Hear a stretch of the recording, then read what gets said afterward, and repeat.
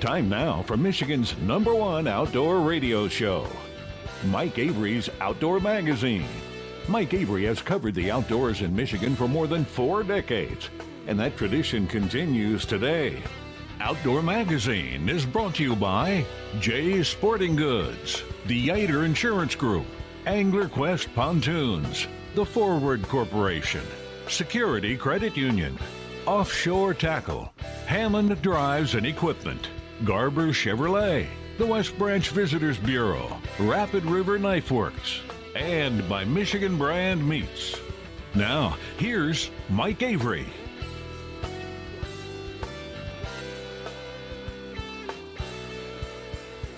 Well, thank you, Ken Hunter, for that introduction, and welcome. Welcome to another edition of the Outdoor Magazine radio show right here on the Outdoor Magazine radio network on, great radio stations across our great state of Michigan. So glad to have you along with us. As we continue to work our way through this winter season, as you're hearing the broadcast version of the show, this is the first full weekend of February. And, it's been an interesting winter so far, hasn't it? Yeah, don't worry about it, John. We'll get it during the break. Okay, I mentioned John. I got to get to this right away because I think this is so funny. Jonathan Dent, there we go, who is with me in the studio this morning, and he's a young guy. I walked in the studio. And I'm getting set up here, and I'm doing some promos, and he keeps looking over at me. I'm like, what? What did I took a shower? That's not it. He said, do you hear that?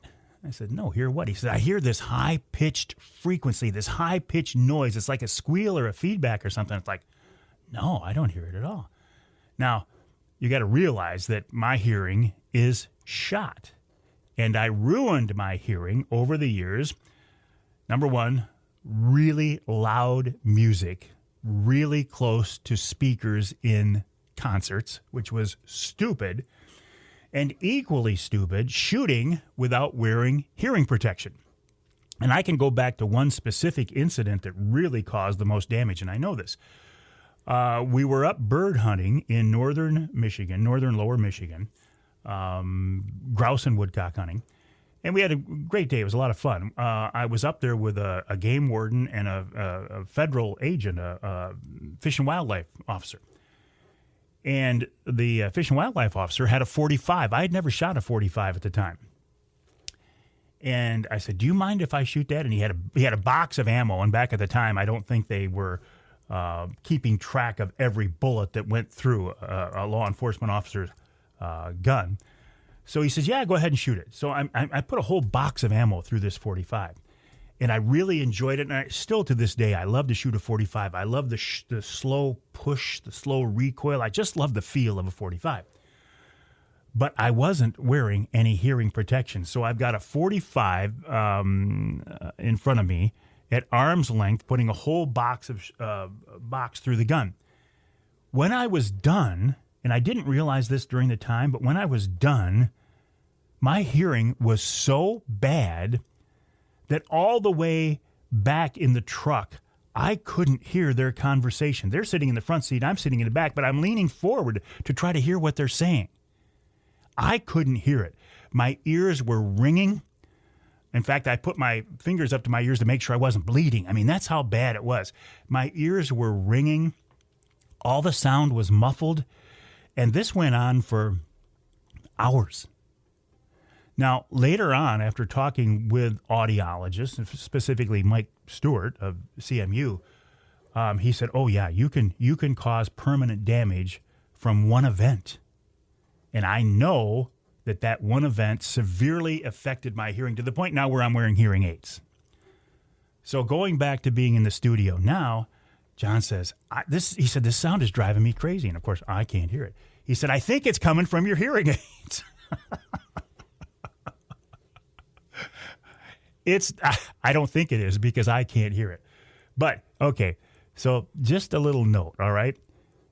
Don't shoot a box of ammo through a .45 or any other gun without wearing hearing protection. I'm paying the price for it, and now Jonathan Dent is paying the price for it too. Okay, I didn't think I was going to go off on that direction today, but I did. Okay, again, going back to this is the first full weekend in February. Punxsutawney Phil. Why do we even trust that big rodent anyway? Well, we don't really trust, right? We know that it's all kind of a joke.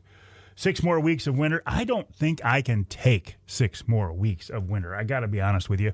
But the days sure are getting longer, aren't they? Somebody was saying this morning that we gained 75 minutes of daylight during the month of February. And I feel it, and I appreciate that. Thank you, Mother Nature. Thank you, Lord, for that, because we need something. Can you imagine being a deer this winter? Or any wildlife, right? This is when things get hard for critters. And not just in the UP, but across the state. It has been cold. The good news about this winter is the snow and ice. If you love snow, if you love ice, this is a wonderful winter. I'm looking at my friends out there on Saginaw Bay. Saginaw Bay is notorious for being kind of squirrely and being temperamental and not always getting good, solid, safe ice. Well, there's good, solid, safe ice this year. You still have to use your wits, right? You still have to be careful. And I always say, if you're not from the area, don't just jump on your sled and head out on Saginaw Bay if you don't know where you're going, if you're not out there with people who know where they're going. I think it's a great idea to do one of these follow-alongs with the guides, the captains who are out there running ice trips. For $100 or something, they'll let you follow them out to their fishing grounds. They're not going to babysit you like they would a full-blown charter, but they'll get you out there safely and they'll get you back safely. I think that's an excellent, excellent idea. I have not been out yet. I've got invitations. I don't know. As much as I love trolling on Saginaw Bay in the summertime, I just can't get that real excited, and going back to winter. And I'm doing a live stream right now, and Jordan Hoover chimes in. He says, it's not a hard winter that we're having. It's a normal winter. You're right, Jordan. This is more of a good old-fashioned Michigan winter, and we have been spoiled. I have been spoiled. I forgot what winter looks like. Now, when I travel back to the west side of the state, I'm kind of reminded what it was like as I was a kid growing up there and then going to school at Ferris and Big Rapids. Yeah, it's a good old-fashioned Michigan winter. And I'm about ready for it to be done. I admit it. I'm getting weak. I'm getting to be a sissy. I admit it. All right, some things coming up here. The MUCC convention is coming up the weekend of the 21st. That's in, oh boy, what is it? It used to be the Novi Expo Center, and then it was the Suburban Collection Showplace, and now it's the Vibe Credit Union Showplace or something like that. This is going to be an interesting year for that convention because MUCC, as I've talked about quite a bit here, and I will continue to talk about because I have a vested interest in MUCC. I want to see them survive. I want to see them thrive. I want to see them be the strongest voice for Michigan hunters and anglers that they ever have been. But the organization is in transition right now.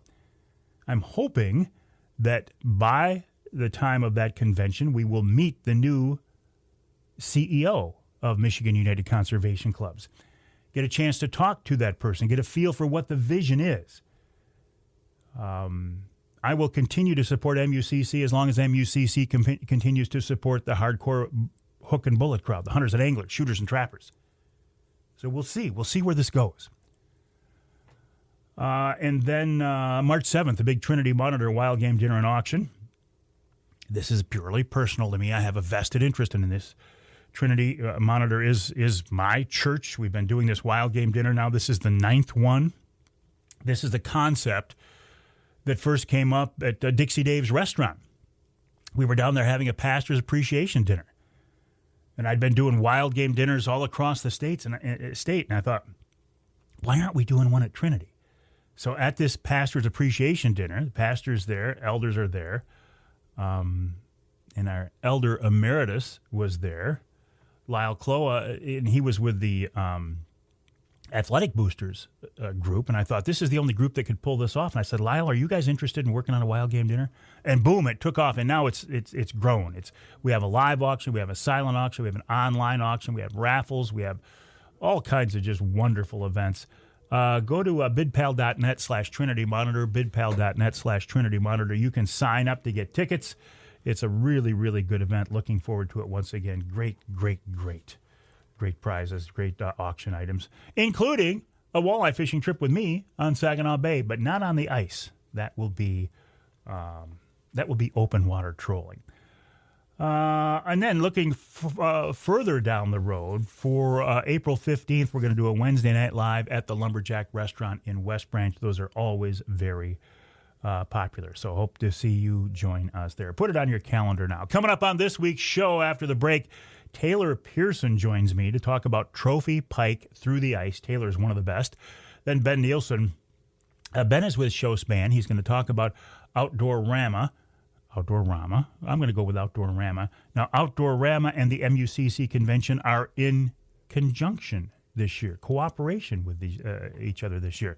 In our second hour, my buddy Tony Windt talks about wintertime crow hunting. He's also a skinny water trolling guy. We might talk a little bit about that as well. Then Nick Grillo from Michigan Brand Meats. And in hour number 3, Paul Phillips, extreme long-range shooting expert.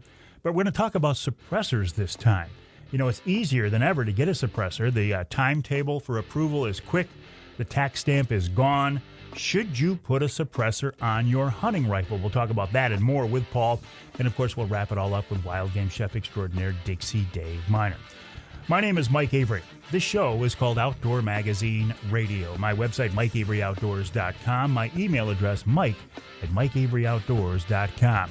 So glad you're with us. I hope you can stick around for this week's Outdoor Magazine.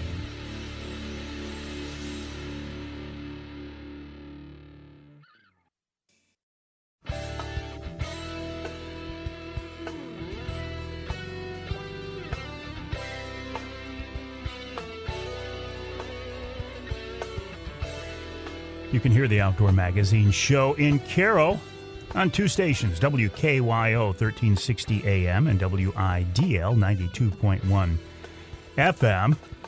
You can hear us in Muskegon on WKBZ 1090 AM, and you can hear us north of the bridge in Newberry, WNBY 1450 AM. This segment of Outdoor Magazine is brought to you by the Linwood Beach Marina and Campground. Linwood Beach can be your year-round Saginaw Bay fishing destination and your Mid-Michigan Angler Quest headquarters. For more information, check them out online at linwoodbeachmarina.com. That's linwoodbeachmarina.com. We found the source of the high-pitched tone. Believe it or not, it was a light that I had on me when I was doing the live stream. Now, I put a light on me because I want people to see my pretty face, right? No, I just do that so it looks technically better. But as soon as I turned it off, John said, that it's gone. So that doesn't mean you can get away with not using hearing protection while you're shooting, though. Okay. All right, so I was talking about Linwood Beach Marina and the ice fishing out there on Saginaw Bay right now. A lot of interest in Saginaw Bay ice, primarily for walleye, somewhat for perch as well, but there will be probably a few pike caught through the ice on this season. If you want to target trophy pike, now we catch some big pike on Saginaw Bay, but I don't think a lot of people target trophy pike out there. Taylor Pierson is a guy I have been following online and talking with here on the radio show for the last several years. This guy targets trophy pike, and he's very, very good at it. And he's with us now on the Outdoor Magazine phone line. Taylor, welcome back. How have you been, buddy? Pretty good, Mike. How you been? I've been doing real well. Sometimes when we talk, we're kind of waiting for the ice to set up. But by this year, that's one thing we got going for us this year, right? Yeah, for sure. We actually got some ice. That's a good thing. Have you been out much yet, Taylor? Not a whole lot. I mean, we got out early, like around Christmas when we had that cold snap, but then we got so much snow we couldn't get on the lakes around here. I mean, they sat with no ice or an inch or two ice with 3 inches of snow on them for almost a month. We just got out this past week, and last weekend was our first time out in our area. And you're southwest lower Michigan, right? Yeah, South Kalamazoo. Okay. That area. And why is that area producing such big pike through the ice? Or is it just every part of Michigan does, but you got to go look for them?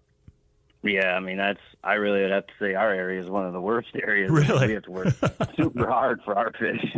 I know I got buddies all over the state. They catch giants every day. I mean, it's just tough. We just don't have the lakes or the flowing water, like they do around the state to fish. But, I mean, we just work hard and spend a lot of time. Like, I spend hours and hours looking at maps and finding specific lakes and then specific areas on the lake to go look, to try. And then it's just about patience and waiting. I feel like targeting a trophy pike is a lot like targeting a big buck.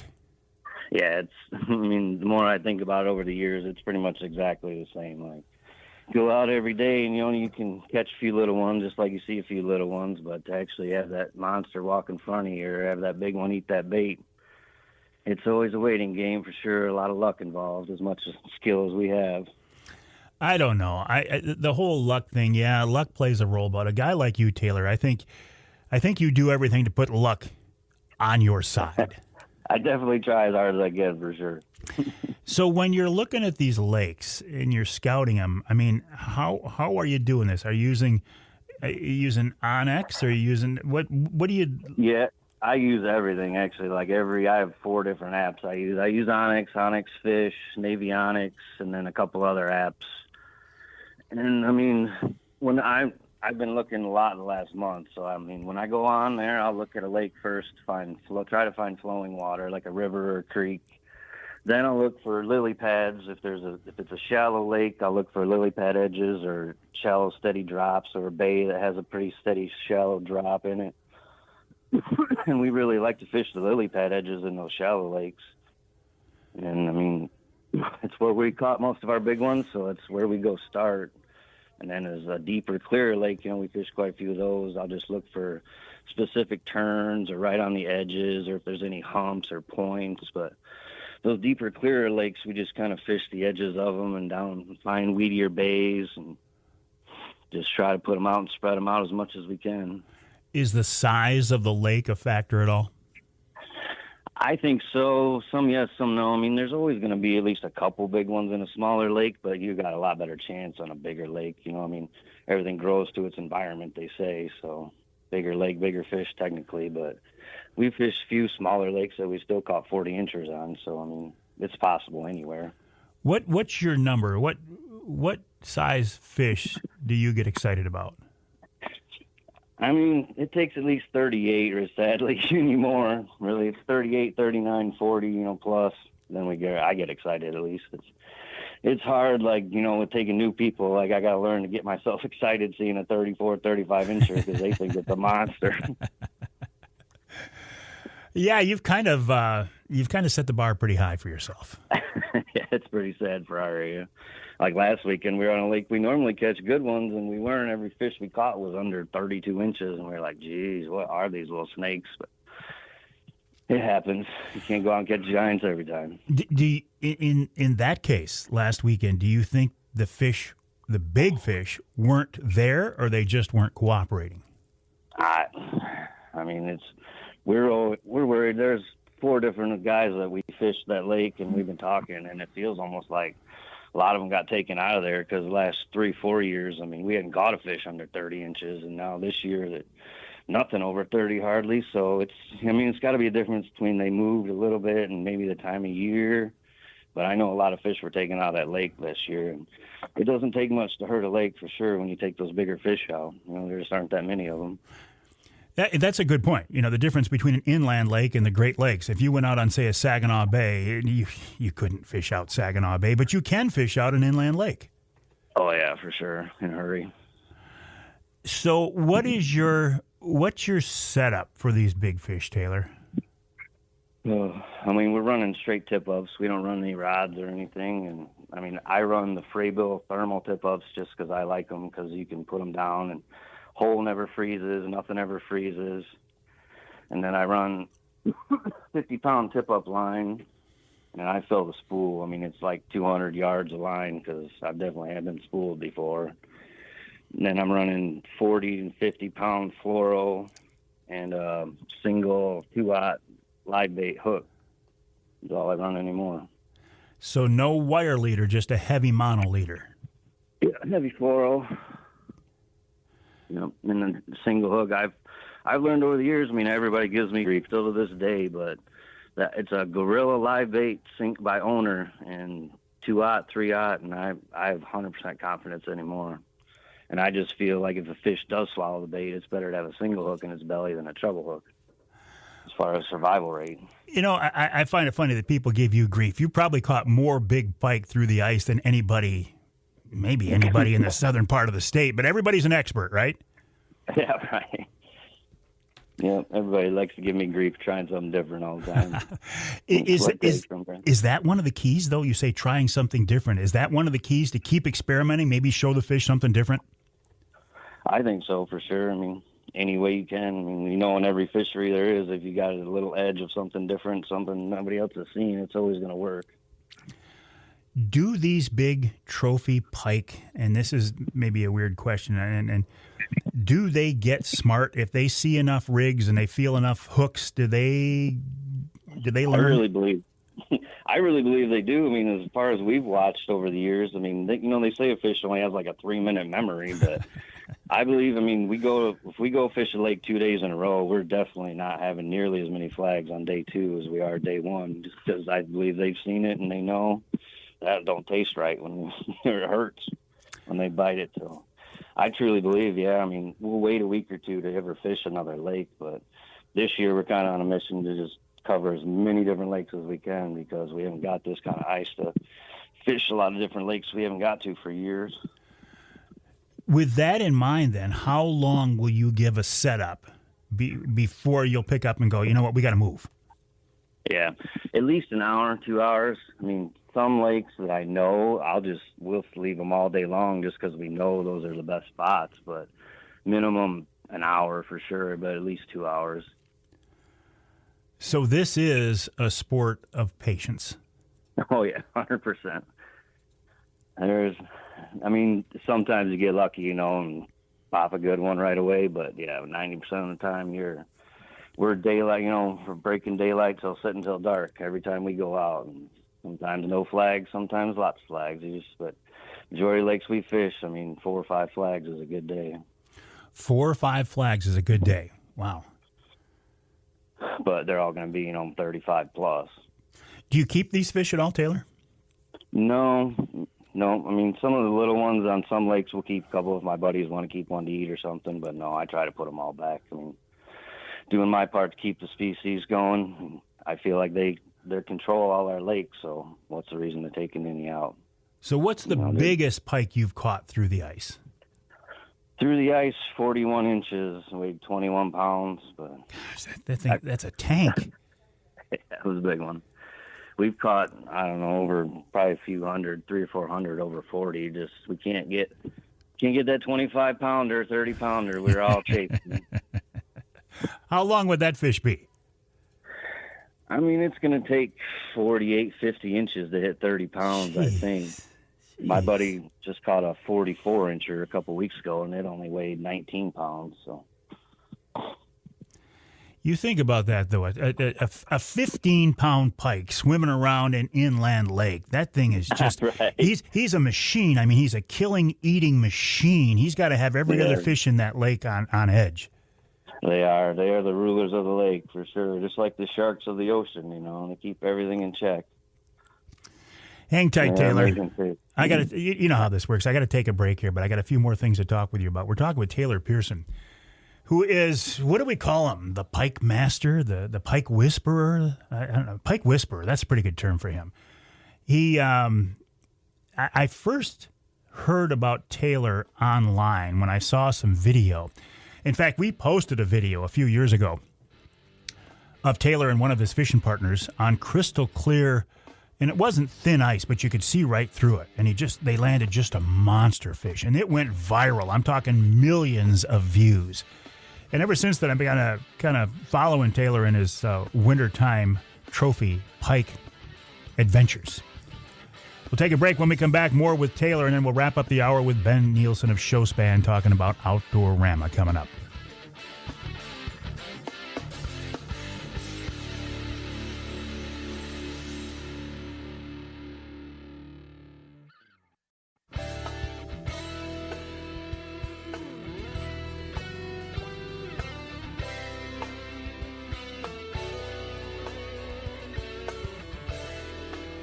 You can hear the Outdoor Magazine show in Alpena on WZTK 105.7 FM. You can hear us in Holland on WHTC 1450 AM 99.7 FM. We're talking now with Taylor Pierson. What did you call him, John? The Pied Piper? There we go. The Pied Piper of Pike. The Pike Pied Piper. That's not bad either. And I did not see these, Taylor, that you sent me on Facebook, these pictures of you and your buddies holding these trophy pike. This is so very impressive. I'm going to make sure after you email them to me to post them, because I want people to see what we're talking about. What is the appeal of these big, giant pike, and why do you spend so many hours chasing them? I really don't know how we ever got started. I mean, it's just, I guess I grew up spearing pike, I'm with my dad and my grandpa and all our guys, and it's always been hooked on pike. I mean, we used to bluegill fish a little bit, but I mean, now I just catch all my bluegills in spring and summertime, and so I've got bluegills in the freezer, crappies, perch, we might as well, this is the one time we get to go chase them, so why not? Think of how many bluegills and crappies and perch these monster pike eat during the year. Right, yeah, for sure. One lake I fished, Go ahead. One lake I fished, we catch a lot of big ones on. I mean, it's pretty much every time we go out there bluegill fishing, we'll have at least one scaled. We'll fight a pike at least half the way, and then they'll finally rip it out. But a 10-inch bluegill scaled from a 35, 36-inch pike.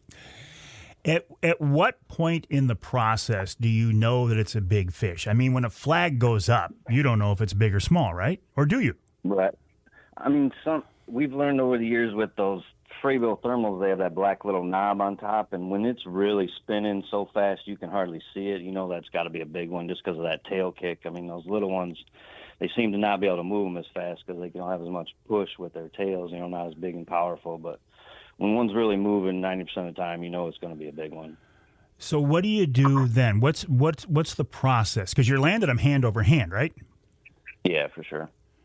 And every lake seems to be different. Some lakes, like as soon as you set the hook, they'll take off running or they'll run right back to the hole. So you got to be really ready to either let them go or fly and pull on as hard as you can until you get tension.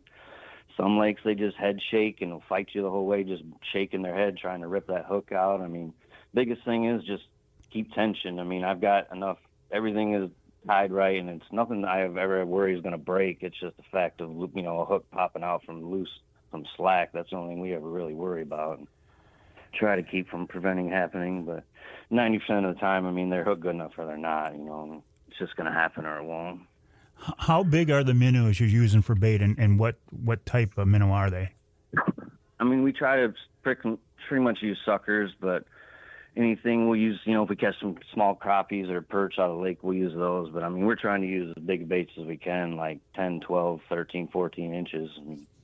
The bigger the better, it seems. Like a bigger bait lasts a lot less longer in the water than anything else. It's pretty amazing. Are you setting that bait just off the bottom, just above the old weeds, or what? It varies from lake to lake, but always at least 2 foot off bottom. Sometimes like when we fish only 4 or 5 foot of water, I'm only putting them a foot under the ice so they can, silhouette it and see it above onto the ice. But sometimes if it's really weedy, we'll put them 5 foot above, or if we're fishing right on that edge, you'll push it out off the edge, but keep it at that depth of the edge, so, halfway down. But every lake seems to vary, but as long as you're above the weeds, you're pretty good to go.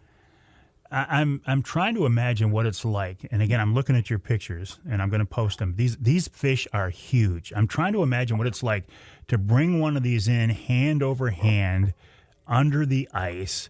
What a thrill that must be. And then when you finally see it, it's like, oh man, this thing is, either not what I thought it was, or this thing's a horse.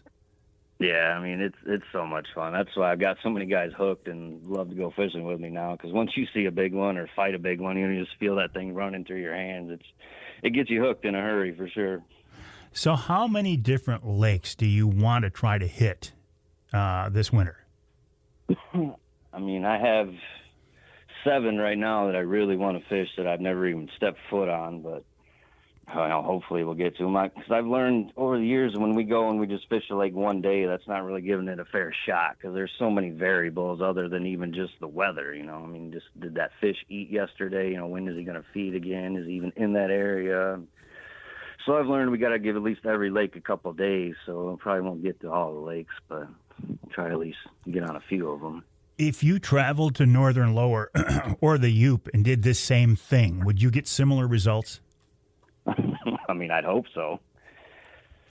Me and my girlfriend now have future plans to try to move north, like Charlevoix area, and I've already been looking at lakes up there. And I mean, there's a lot bigger lakes up there, so yeah, I'm hoping it'll work out. Oh, that would be a rush. Taylor Pierson, I always appreciate our conversations. You are truly the master when it comes to big pike through the ice. And I'm going to post these pictures so people can see what we're talking about. But these are very impressive fish. I will wish you a wonderful season. And listen, shoot some video, send some of these pictures my way, and I'll share them if you don't mind. All right, sounds good. Thank you, man. I appreciate it. All right, I appreciate you as well, Taylor Pierson. You can find him on Facebook, by the way, and you'll see, when you see these pike, you'll know it's the right Taylor Pierson. These things are absolutely... they're magnificent. They are beautiful fish, and when you think that they let them all go again, this is pretty impressive. We'll take a break. When we come back, we're going to wrap up this opening hour with Ben Nielson of Showspan talking about the Outdoorama show coming up at the, what is it again? Is the Vibe Credit Union Showplace or something like that? You know where I'm talking about. And then they'll wrap up their show season with this huge show in Grand Rapids. Maybe we'll get time to talk about that as well. My name is Mike Avery. This show is called Outdoor Magazine. The website, MikeAveryOutdoors.com.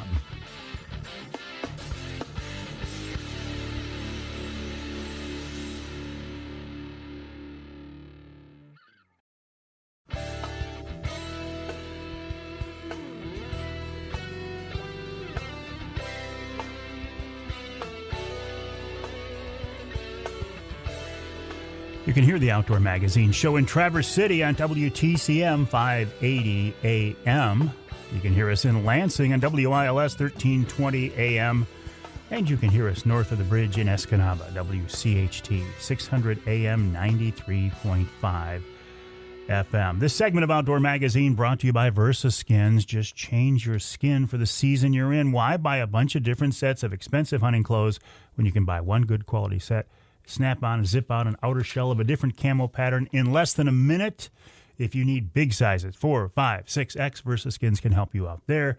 If you are a saddle hunter, Versa Skins is a great option as well. Check them out online at versaskins.com, versaskins.com, or go to amazon.com and do a search for Versa Skins brand. Just change your skin for the season you're in. Right now, the season we're in is show season. Coming up, Outdoorama. Outdoorama, a presentation of Showspan, their premier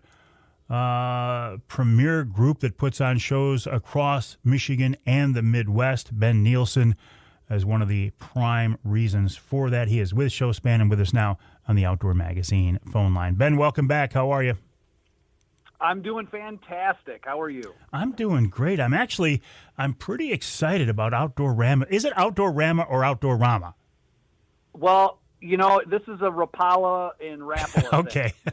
All right. So, you know, I think I've even said both in the same sentence before. So let's just go with both of them are acceptable. All right. The Outdoorama show is coming up when?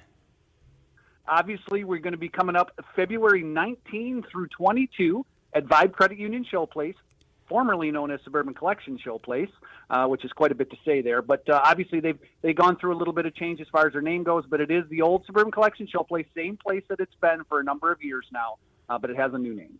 And Outdoorama, not just a fishing show, a fishing and a hunting show. Yeah, absolutely. So this is for, you know, really kind of all of the outdoors, whether it's hunting, fishing, you know, canoeing, kayaking, you know, all that kind of love of the outdoors is here. So it does have a real strong focus on the hunting and the fishing side of it, but obviously just kind of really a celebration of the outdoors. Outdoorama, a name that was made famous by MUCC. I think the show got too big for them, and to have you folks at Showspan come in and take it over, I think was a wonderful move. Well, and thank you for that. And, you know, obviously it's been, you know, a fantastic show for us. And, you know, obviously MUCC is still a very strong presence, you know, within the show. They obviously are a part of the show every year. And, in fact, this year I think they're going to be doing their convention kind of in conjunction with the show down there this year. So, you know, still have a lot of involvement with them. And, you know, we love MUCC and support them wholeheartedly. What are we going to see at this show? I mean, guides, gear, boats, seminars, big buck night, what? Yeah, I guess, all of it. But yeah, it is, obviously it's a really strong show when it comes to, kind of destination trips. So whether it's an outfitter, maybe it's a, charter boat captain, trip to Alaska, all those different kind of trips and everything. There's going to be a lot of that stuff down there to choose from. So, it's a great way to come down. And, I know if I was going to head somewhere far away, it is really nice to kind of meet the owners and operators of that lodge and kind of get to know them before I, was decided to do that. So this is a great place to come and talk to them. But also there, we're going to have a lot of gear, right? Whether it's hunting gear, fishing gear, all the kind of stuff that we love having. There's going to be a lot of that stuff down there this year. We will have boats down there. Obviously, hunting and fishing boats are going to be there as well. And so, really a lot of different things for people to check out. Seminars? Yeah, absolutely. We're going to have seminars like we, always do. We're going to have 4 different stages going throughout the show. So we're going to have a lot of the, kind of famous people here from Michigan. And, Mark Martin will be there. And we're going to have, Tim Andrews is going to be there talking about deer hunting. Wayne Carpenter's there talking about bass fishing. Lance Valentine's going to be there. So, a lot of the different great seminar leaders are going to be there presenting seminars at the show as well. I want to go back a step here. You're talking about meeting the lodge owners. That can't be overstated. If you're going to spend good money to go on what could be, I don't know, maybe possibly the trip of a lifetime, but certainly a big trip that you're not going to do all the time, to meet these people face to face, to talk with them, to get a feel for them, the type of person they are. They can explain the trip, explain the operation, what you can expect. That's great. It is. It's fantastic. And, it's a great opportunity. And then to, on top of that, have them all under one roof, right? So, maybe you've been thinking about a couple different places you want to go, and you can kind of talk to the people about those places and really kind of ensure that you're going to have a great experience with that. All right, Ben, give us the details, the specifics, the logistics, please. Yes, absolutely. One other thing I got to quickly mention here, too. New this year, the Cowboys from Hell Snake Pit. I'm excited about this. I am deathly afraid of snakes, so you're probably not going to see me real close to this exhibit, but it is a rattlesnake pit that we will have at the show. It's going to be open all hours of the show where people can come down there and check them out, and these guys will be there manning it, but they also are going to be doing shows daily where, they're actually, kind of having these snakes do different things, and it really a great opportunity to see that. We don't get to see that a lot in Michigan. Obviously, we don't have a lot of rattlesnakes. Thank God. And so these guys are there presenting really a great presentation on that. And ultimately, it really is kind of, they're doing it to kind of give a better understanding of rattlesnakes and that they don't necessarily have this horrible name, and I'll trust them on that. I'm still not going to get real close, but that is something new that you want to check out this year. But as far as details of the show, obviously, we open up Thursday, February 19th. We're 1 to 8. Friday, we're noon to 8. Saturday, 10 to 8. And then Sunday, 10 to 5. Admission's $12 for adults. Children 6 to 14 are 5, and 5 and under are free. And you probably forgot everything I said there, but you can go to Outdoorama.com for all. You are a true pro. Outdoorama.com, Outdoorama.com. I'm with you, Ben. I will not be looking at those snakes. We'll take a break for the top of the hour. When we come back in our second hour, Tony Windt talks about wintertime crow hunting. Then Nick Grillo of Michigan Brand Meats.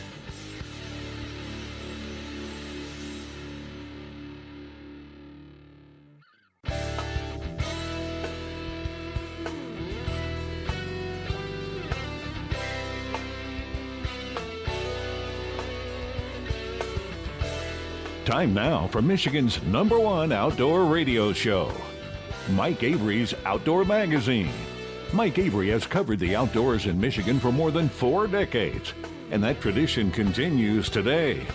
Outdoor Magazine is brought to you by Jay's Sporting Goods, the Yater Insurance Group, Angler Quest Pontoons, The Forward Corporation, Security Credit Union, Offshore Tackle, Hammond Drives and Equipment, Garber Chevrolet, the West Branch Visitors Bureau, Rapid River Knife Works, and by Michigan Brand Meats.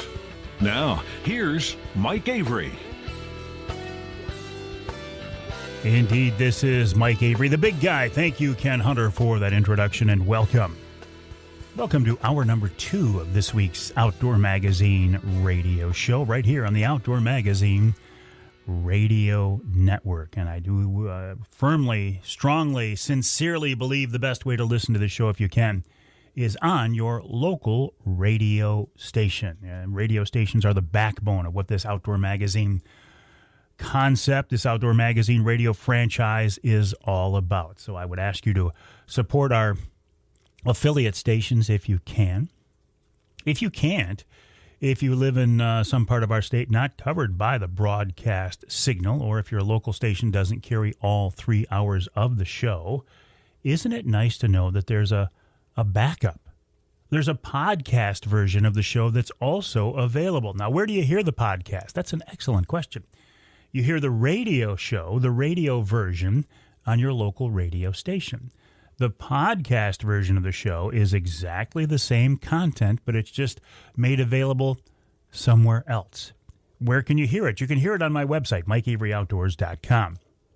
I also put it up on the Facebook page. I put it up on YouTube and all of your usual podcast outlets. I'm talking about, Apple Music, Google Play, iHeart, SoundCloud, Spotify, yada, yada, yada, yada. I do like podcasting. I think podcasting is a very interesting form of communication. And I do podcast for some of my advertising partners each month, including Angler Quest Pontoons, Killer Food Plots, and Offshore Tackle. And when we're done recording this week's radio show, we will record this month's Offshore Tackle podcast, this time with Roy Miller, talking about trolling the Detroit River for walleye in the springtime. Now, that is usually a drifting and jigging fishery, but more and more folks are trolling it. I am a troller at heart. I love to troll. There's something about it I find fascinating, relaxing, productive, and I do find myself thinking about, I can't wait till the ice is gone on Saginaw Bay. I know a lot of you are thinking, Avery, don't do that to us. We love ice fishing on Saginaw Bay. I get that. I'm not really an ice fisherman. I find myself thinking about springtime trolling out there on the bay. You know me, I'm a skinny water guy. I love that skinny water.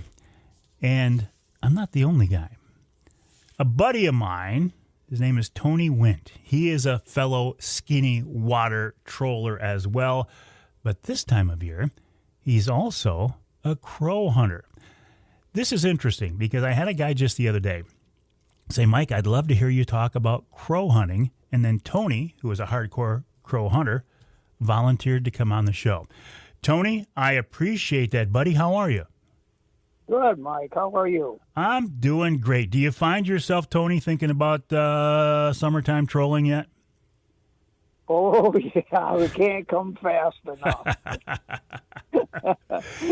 You're a fellow skinny water guy like me. Can we talk about this just for a second? Why do you like the skinny water? Why do you like the skinny water so much? Well, you don't have to go way out in the bay, and I only got a 14-foot boat, and I've been using it since it's a 1986 Sylvan onto there, and I don't have to go way out in the bay. The walleye are in there close all year round until the water gets too hot, and we get a northeaster, and it rolls the water out, and the bait fish go out, and the walleye go out, then they never really come back then until back into springtime. But that skinny water can be so effective. You know where the fish are. They're they're right there. They're in that 5, 6, 7, 8 feet of water, whatever it is. And when they're in there, they're just aggressive as can be. Yeah, right. Yep. And you don't spend a lot of time driving way out in the bay, going way out there, and that. And if something comes up, I can get back in really close because I'm usually within a mile or two from my launches onto there, so I can get back in if a storm picks up or something like that too. Yeah, and I love to be in there skinny trolling back and forth, getting fish and watching these guys running out 10 miles or so. I'm like, all right, have fun, burn your gas. I know there's fish out there, but you're running by fish too. Oh yes, they are. Well, Tony, it's not going to be, well, it is. It's going to be a while yet before we get back out there, but we can dream, buddy. We can dream. Yes. Yep, you're right. We do every year. We've been doing it for a long, long time, Mike. Oh, I know it. But in the meantime, this time of year, tell me about crow hunting, Tony, because this is something I've wanted to talk with you about for a long time. And it's not a sport that a lot of people get involved in. Or am I wrong here? Is it a bigger sport than I realize? No, there ain't very many. We hardly ever see anybody else crow hunting. I think one time last year we heard some guys a couple of miles away from us at one spot that were shooting, and that's what we figured they were doing was crow hunting. And that's the only time we've really ever heard of anybody else shooting crows around where we've been going on there. And we go from Bay County to Aranet County to Gladwin County, Midland County, and Saginaw County. We hunt all of them counties like that, and we just never see anybody else around in that hunting them.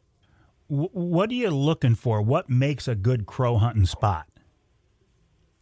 I think it's hard in Michigan to find a flyways. We're down south. When they hunt down there, they see them on these videos, and they're hunting them, and they're just staying in one spot and they're just coming and coming and coming. Well, it ain't that way in Michigan. There's very few spots in Michigan where you can find a flyway where you can sit in one spot and hunt all day long one spot. You got to have a place where you can go and you can hunt 2 or 3. It's run and gun. You know, you sit there for a couple hours and they quit coming. You pack up your stuff and you go to your next spot and you do the same thing on that until by the end of the day you've hit 3 or 4 spots maybe in one area like that. But then you don't come back to that spot for a week or 2 weeks later, and you go to these other spots that you have around on there. But it's tougher in Michigan because we have taller trees in Michigan and more trees. It's hard to shoot through all these trees and everything on there. So, you know, it's different from what people show on the videos down south where they're sitting in a field, they sit there and they shoot 200 crows down there. It just don't happen that way here. I don't know if you guys shoot 200 crows in a whole season, do you? Yeah, we do. Do you? We shoot. It took us 6 years to get 1,000 crows. Because I keep track of them. I write them down on a calendar. And it took us 6 years to get 1,000 crows. And crows have a reputation of actually being pretty smart, aren't they?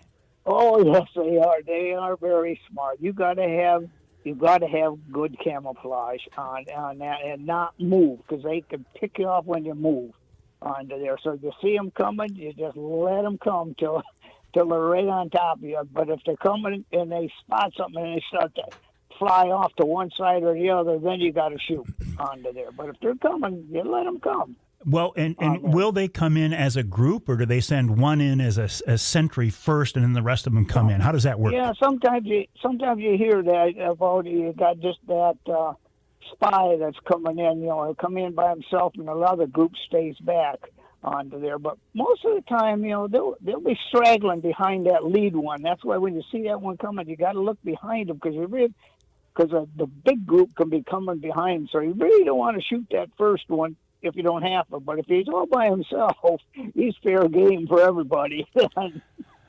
So are you using decoys? Are you using calls? Oh, How yeah, does this work? Yeah, we use, right now we got 20 decoys, and we spread them all out, and you hang a few in the trees, and then you have something on the ground. You have a little, we have a little toy doggy with some blood on it and everything, you know, that looks like the clothes are pecking around it and that. Yeah. Or a deer hide. You lay a deer hide out there. We have a tan deer hide, and we lay that out there and put some crows around it like that.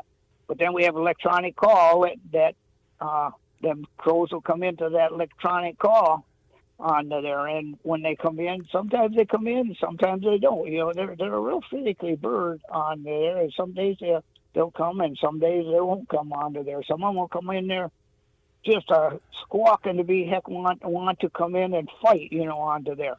But then some days they flare off one way or the other. Then you got to try to change your setups or something like that out there. Like, what do they see it different, or somebody's moving or that, you know, and they pick you off moving onto that. So the crows are scavengers. Oh, yeah, right. They're scavengers. They'll get in garbage bag. Matter of fact, the other day we was going down the road, and there were 3 crows in the ditch, and we got up there and looked down the ditch. There was a garbage bag in the ditch. So you can use a garbage bag for a bait out there if you wanted to onto that, because it's black and it's down in there, and they realize that, especially the ones that are around towns they go in your garbages around town, so they know what that garbage bag's all about. They ain't dumb. Hang tight, Tony. We got to take a break here in the Outdoor Magazine show. We're talking with my buddy Tony Windt, who is a hardcore wintertime crow hunter. And I've had people say, hey, can you talk about crow hunting? Well, not till Tony agreed to come on the show, because he is my crow hunting expert and also my fellow skinny water brother. It's coming, Tony. It's coming. We'll take a break. When we come back, more with Tony talking about wintertime crow hunting. And then Nick Grillo from Michigan Brand Meats. And we'll wrap up the hour with this week's Ask Avery segment coming up right here on Outdoor Magazine.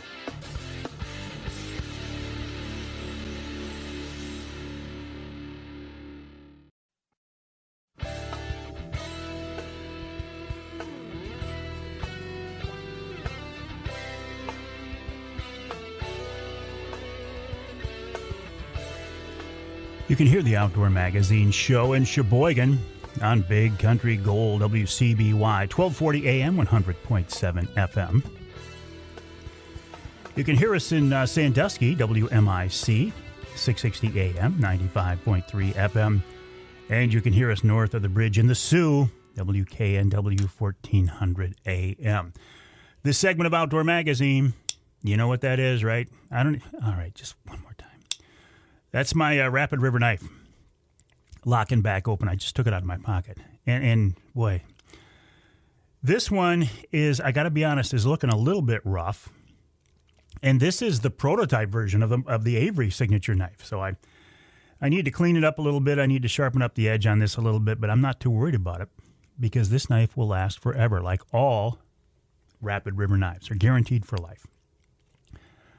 Go to the website, rapidriverknifeworks.com, rapidriverknifeworks.com, or check out their showroom on US 2 just east of Rapid River for a very interesting experience. I mean, it's just a beautiful place, great people, knives that will last forever. I can't say enough about them, rapidriverknifeworks.com. Right now, talking with a buddy of mine, Tony Windt. And Tony, did you hear we're going to have another Wednesday night live at the Lumberjack on April 15th? Maybe you and Randy can make it up again. Yes, I already got it wrote down. I'm just waiting for a day when we can call in and get our reservations in. I'll let you know as soon as we open those up, Tony. I appreciate that so very much. But we're talking about crow hunting right now. How did you get started in this? How long have you guys been doing this? Well, I got started into it not as long as one of my buddies. One of my fishing buddies got me interested into it about at least 10 years ago or so, I would say. Got me interested into it, and then I got my brothers both interested in it, and they come in there, and we have a few other guys that come into it, because not everybody can go on the same day all the time on there, but yeah, it was something to do in the wintertime when you have a few months that you can't really do much. It's open in February and March, in August and September onto there, and so we can't deer hunt then. And I don't really get into ice fishing much anymore. I used to be a big ice fisherman, but once I got older onto there, that cold kind of settles in on us on there a little bit harder. So when you go out crow hunting, do you guys go out as a group? Yeah, right. Yeah, we go out as a group. Most of the time, we just have one vehicle. We either got 4 or 5 guys in it. Sometimes there's only 3 of us. But, yeah, we go as a group. Or the other day, we went out for the first day, and there was 6 of us went out the other day on there. But we only got 3 crows the other day. They weren't flying too much, but there was a lot of snow machine noise around and that, and we kind of goofed up and set up in the wrong spot because of the snow machines were all that we didn't really expect on there was going to be around. I keep going back to the crows being smarter than people realize. These things are a pretty tough target, aren't they? Oh, they are extremely tough target, and one thing that we found out when we started first shooting crows that you wouldn't. It seemed like you shot them, and you could see them move and everything, that you must have hit them and that. But then we changed up, and we went to better shells. Instead of down south to use them 7.5 and 8s and low brass and all that. No, we're using good shells on it. Most of the time they're duck shells, and they're like 1,400 to 1,550 a feet. because they fly high here in Michigan and that, and you got to shoot through a lot of trees sometimes and that. And they can really take a wallop, on that, because I've stopped them with them good shells on there when you're paying $16, $17 plus a box when you buy them by the hundreds onto there.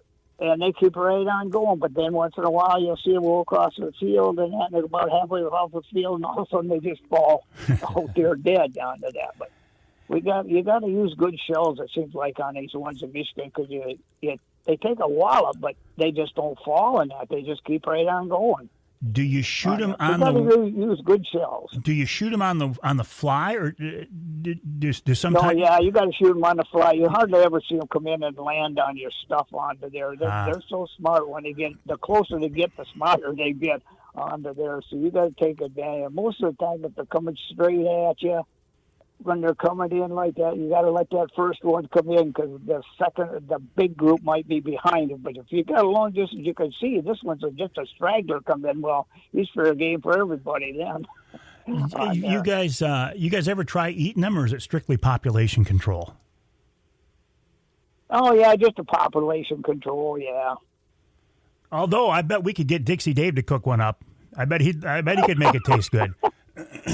Yeah, Randy always sends me a recipe from people down south. They do eat them down south, and and he'll send me a recipe once in a while of crows on there just to get after me. So I want to go back to the specifics of how you guys hunt these. The calls that you use, these are electronic calls. They're not mouth calls. Yeah, right. Yeah, they're electronic calls with a speaker onto it. Actually, the more money you spend for your call, the better the sound is onto there. That when it's going out like that, you could buy them ones for like $100 or so like that, but they ain't got the good quality sound, and they ain't got as many sounds. Where you can buy the ones for $400, and they got really good sound, and they carry out in that, because when the crows are coming in. And they come in, but then they fly off and that. Well, my buddy, he has an electronic call, so he calls his fight call onto there. And a lot of times they turn right around, they come right back when they hear that fight call on there. And they'll come right back in, and then you get a shot at them. Or sometimes you even shoot at them, and they fly away on there, and you turn that electronic call on that fight one on there, and they'll whip it around. They'll come right back in, you get another shot at them. How far away can you call a crow in from?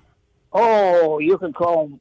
Oh, it's unreal how far they can hear. But most of the time, when we sit in this one spot, we can see them crows are half a mile away, because there's two 40-acre fields, and they fly over this and at the end of it. So that's a half a mile away. And we see them fly across way over there, they turn that call on, and they come all the way across. So more than a half a mile away, they can hear that call. And if the wind's blowing and the sound's carrying with the wind, that's even farther yet. Are they squawking when they come in? Are they answering your call? Sometimes, most of the time, they're pretty quiet, but sometimes they come in really squawking, like they want to fight. When they see all these crows and you're down on that deer hide or that little doggy that we have laying there, on there, and they want to fight. They come in, then they'll start squawking and that again. But a lot of times, no, they just come in quiet. You can see them coming across the fields or through the woods or something like that. But they're up in the air, though. A lot of times they fly high here in Michigan. They show them down in their videos down south. They show them all the time that they ain't really high. They're coming in low out there, but they don't have the woods and all that we have here in Michigan down south. Where I see on these videos on that, how it just seems like it's a two different way of hunting down there. Have you ever thought about making a trip down south to hunt them? No, not really. On there, I'd like to hunt them anywhere. If there's got crows they want them shot, I'll shoot them. It don't bother me. Well, all right, there's an interesting point. You say if people have got crows, they want them shot. Do landowners get in touch with you and say, "Hey, we got too many crows. Let's thin them out"? No. Most of the time, if you get a hold of farmers, don't like crows. I should tell you that. I don't know if I ever met a farmer that didn't like a crow on there. So the most of the time they will let you hunt on your property. A farmer will. And most of the time it's only like in February and March, so it ain't going to hurt nothing. Then the other one is August and September, and most of the time they're either you're picking the corn off and that, and they don't want them doing that too because they're taking their crops and stuff like that, so they want them out of there too. Do you hunt that August, September period? Oh, yeah. It's a lot nicer hunting it then because you got to put up with the cold weather and everything, but sometimes it's too hot. Sometimes by noontime, you can't stand it out there anymore because, you're in camouflage clothes and that on there. And by noontime, you're getting out of there because it might be 70, 80 degrees and you got all those camouflage clothes on. Do the birds act different in the summertime hunt versus the winter hunt? No, not really. No, but wherever you got food, that's the main thing. They could be hot field somewhere around, and they're going to go to that until all the food's gone onto it. But no, it's both ways onto there. I don't know how many crows actually go south. They say there's a lot of crows down south in the wintertime on that. But if you find your areas in the wintertime, the crows are all over. There's crows everywhere in Michigan. There's a lot of crows in the UP. When you go to the UP, you see crows everywhere up there. And so what do they eat? You said they'll eat garbage, they'll eat roadkill, they're scavengers, but don't they eat grain and stuff too?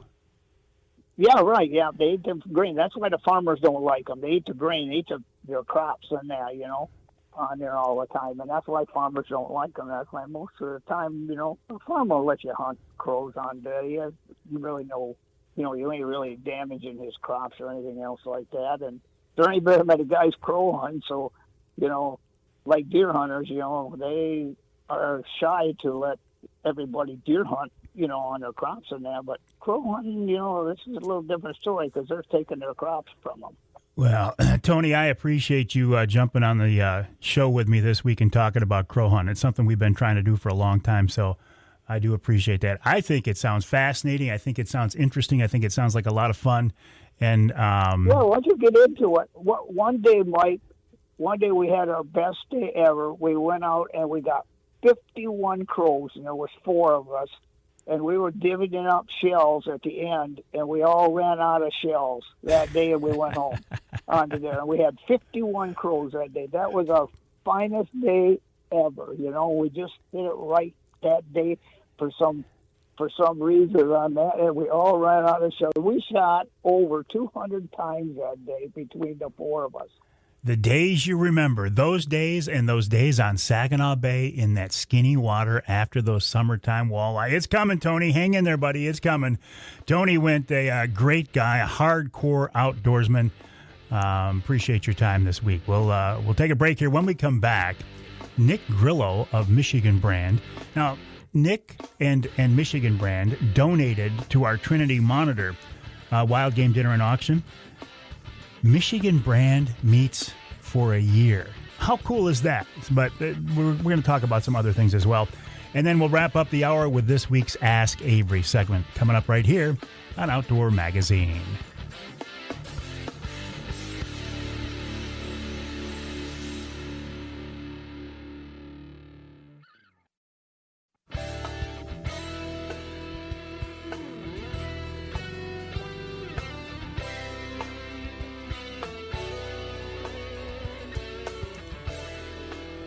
You can hear the Outdoor Magazine show in Houghton Lake on the Twister 92.1 WTWS. You can hear us in Ludington on News 97.98, 98.7 WLDN. And you can hear us north of the bridge in Marquette, WDMJ 1320 AM. This segment of Outdoor Magazine is brought to you by Killer Food Plots. I know you're not putting in food plots right now. I know you're not hunting over food plots, but it's not too early to start thinking about the springtime food plot planting season. And I'm going to be working with Rich Krazan of Killer Food Plots, Michigan-based, family-owned. I think Rich does a great job, very conscientious. You got a lot of money tied up in your food plots, so why not try to get the best results that you can? I highly recommend Killer Food Plots. Check them out online at killerfoodplots.com. That's killerfoodplots.com. You know I love Michigan-based family-owned companies like Killer Food Plots and like Michigan brand meats. The Grillo family of Michigan brand are just wonderful people. As an example of that, they have once again offered up Michigan brand meats for a year as one of our live auction items at our Trinity Monitor Wild Game Dinner and Auction coming up Saturday, March 7th. Nick Grillo of Michigan brand is on the Outdoor Magazine phone line now. Nick, welcome back, buddy. How are you? Hey, Mike. Doing good. How are you? I'm doing great. Hey, thank you again for your generosity on that. Michigan brand has always been very supportive of what we're doing, from the ham for the holidays to the Avery hunter sticks, to donations for different events. So you're good people, Nick, and I appreciate it. Thanks, Mike. Yeah, we're happy to do it. So tell me what's going on at Michigan brand. We haven't talked for a while. What's going on? Yeah, not too much. We're kind of in that dog days of ice season, huh? So, we slowed down a little bit after the holidays there. We had a heck of a ham season. It was one of the better ones we've had in a while, so that was great to see. Good. And, it's just kind of like anything. You go through so many, and you kind of get tired of seeing them. So I was seeing hams in our sleep and started saying, man, when is it going to be over? And then you get past it, and you're thankful for what you just went through and thankful how it went and everything like that. So we're happy of how the season turned out. But on to the next thing. So then we slow down a little bit, and we're happy to have a snow and ice fishing season. Isn't that kind of nice to have this year? It is. I mean, not so much for me personally, but just for the state in general and outdoors men and women. Yes, absolutely. It's wonderful. And that's what I mean. It helps us with a lot of our stores, and obviously it's not just the UP. Any parts in Michigan, there's ice everywhere, there's snow everywhere. It's not just snowmobiling, it's skiing, it's anything, even just taking the kids out. And so there's a lot of people that are out doing fun stuff, and that's helping us with a lot of our stores across the state. So that is nice to see. And we're kind of getting into the season of these hunting and fishing shows, and we got a couple of those coming up. Where are you going to be? And looking forward to that. Where are you we're going to be at Calvary Baptist there in Midland. Yeah. They're doing another sportsman expo right there at the church, and I think that's the 21st here of February. And so that's only a couple weeks from here, 2 weeks or so. And we're going to be giving out samples there. We're going to be selling product there on site. We've done that for a couple of years. That's a fun one. And then in March, I think it's the 21st also, it's that weekend, they're having a fishing expo at Northwoods Wholesale there in Pinconning. Ah. And same thing, we're going to be up there. It's just on Saturday. We're going to be there for the day, and we're going to be giving away some product and selling some product there. So a couple little fun shows that we're, filling the time, doing some fun stuff and giving out free samples. And, yeah, looking forward to spring already. Oh, I'm looking forward to spring too, Nick. Listen, you guys have been around for a while. What's the story of how Michigan brand got started? So, yeah, I mean, it's a great family story where we've been around since the early 80s. So my grandpa, which is actually Mike and Karen, my mom and dad, their mom's dad. So it's Art Bisna. Art and Mary Lou, they started this business back in the early 80s, and it used to be called Bay City Meats. And my grandpa kind of did more like restaurant meats, like even burger patties, and he even did some deli meats like salami and bolognas and stuff like that. And we had a meat case here and everything, and then at our Bay City location. Then my mom and dad purchased the business in the late 80s. And in 1994, my dad had a gut feeling that jerky was going to take off across the state. And he changed the business to Michigan brand. And luckily his gut, it worked, man. It was jerky from there on out. Just jerky got real popular. And so we started across the whole state then. And then I came in, in the early 2000s, started working in high school. I was here as a baby, obviously, getting in the back and playing around. And then I started working in high school, so now me and my brother Joe are working here. My mom and dad still own the business, so we're a third-generation family that's been around since the 80s, and, yeah, we love it. A great Michigan-based, family-owned company that makes great products. MichiganBrand.net, MichiganBrand.net. Nick, always a pleasure. Thanks for your support of everything we get involved in. I would ask for people to support your company as well, MichiganBrand.net. Go to that website, use the Mike20 discount, get 20% off your entire order. There's also a store locator button on that website. Put in your zip code, and you can find a store near you. We'll take a break. When we come back, we're going to wrap up this hour with this week's Ask Avery segment, a couple of topics I might talk about, and we'll decide during the break.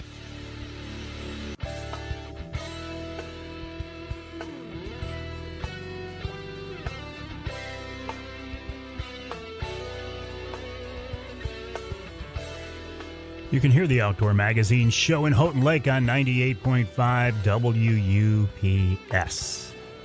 You can hear us in St. Joe on WSJM 94.9 FM and north of the bridge in Manistee, WTIQ 1490 AM 95.3 FM.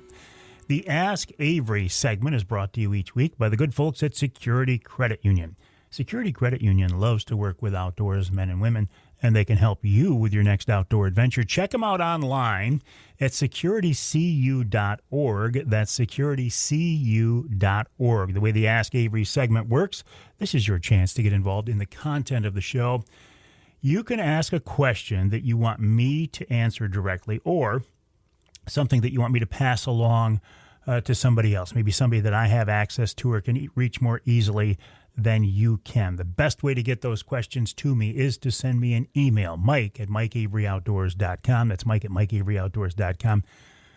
Please don't send them to me in a social media message. I get a lot of social media messages, and I realize I'm not seeing them for days or a couple of weeks or whatever, so I try to do my best. But if you want to reach me for an Ask Avery question or any other purpose, the best way is a good old-fashioned email to mike@mikeaveryoutdoors.com. That's mike@mikeaveryoutdoors.com.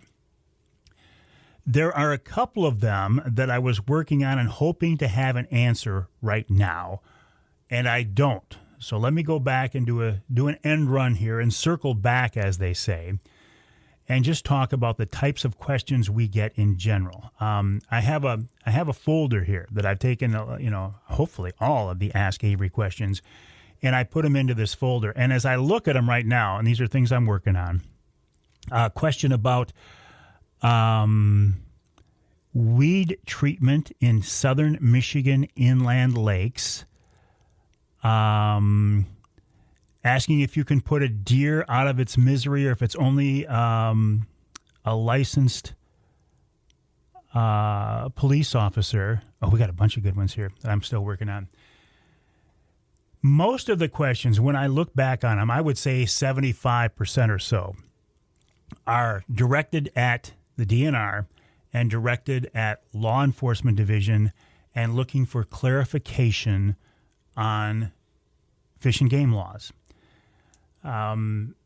They're not the type of thing you see like on PBS. You'll get Ask the Game Warden segments. Those usually end up being Stump the Game Warden because people want to just keep throwing questions. Well, what about? What if? No, the type of questions we get for the Ask Avery segment are not like that. They're good, I'm going to say legitimate questions where people are trying to figure things out. I have said this forever. I believe that the vast majority of Michigan hunters and anglers are good, solid, law-abiding conservation stewards who want to do the right thing, who do not go into the field or on the water to intentionally break a fish or game law. Are there some people who do that? Yes. But those are the same people, in my experience over the years. They're dirtbags. If you go out to intentionally shoot a deer after dark with a spotlight, you're probably also involved in something else. It's either drugs or you're a thief or something else. I mean, a dirtbag is a dirtbag is a dirtbag. You get that? If you live in that world, that's the type of thing you do. But Most of us aren't like that. We want to do the best thing. We strive to do the best thing. We strive to do the right thing. But I believe that if you spend enough time in the woods or on the water, that you will eventually unintentionally break a fish or game law. It's like driving. Do we get behind the wheel to go out and intentionally break driving laws, traffic laws? No. Do we probably break a traffic law every time we get on the road? Yeah. Are you going to sneak above the speed limit a couple of miles an hour? Yeah. Are you going to forget to maybe use a turn signal? Well, I try to use mine all the time, but I know people who don't. They think the turn signal is actually an option on their car. So, yeah, you're going to break a fish or game law. And it seems like that our fish and game laws these days are so convoluted and so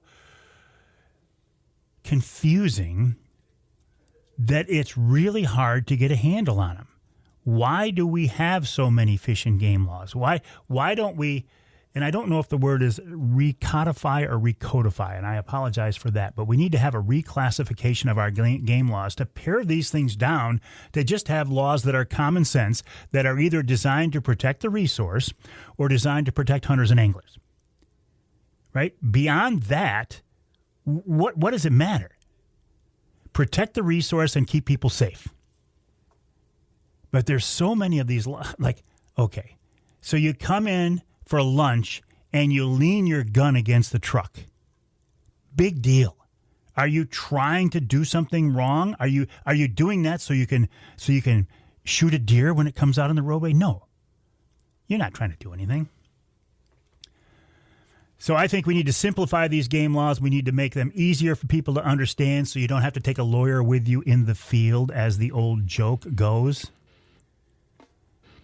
So if you have a question for me, send them off. Mike at MikeAveryOutdoors.com, Mike at MikeAveryOutdoors.com. And thank you to the folks at Security Credit Union for making each week's Ask Avery segment possible. Check them out online at securitycu.org. That's securitycu.org.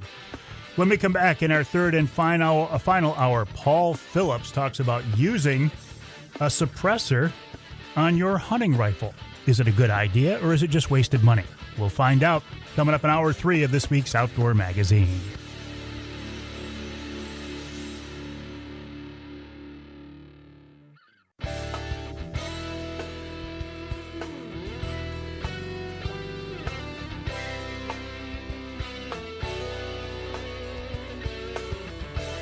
Time now for Michigan's #1 outdoor radio show, Mike Avery's Outdoor Magazine. Mike Avery has covered the outdoors in Michigan for more than 4 decades, and that tradition continues today.